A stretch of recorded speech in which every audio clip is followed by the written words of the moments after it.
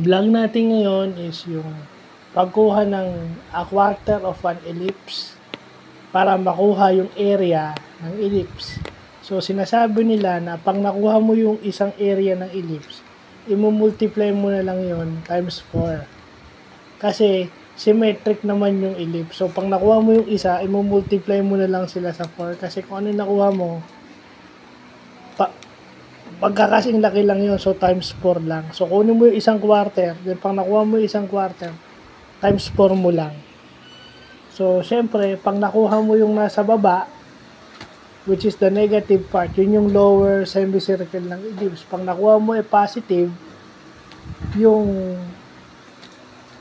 upper semicircle ng ellipse ang nakuha natin. So, ayan, gumawa tayo ng sarili natin example. Extension to nung natutunan natin sa analytic geometry, but this time may ano na tayo, may integral calculus na tayo rito kasama. May integral calculus na tayo kasama rito. So, yun na yun. So, yun lang po.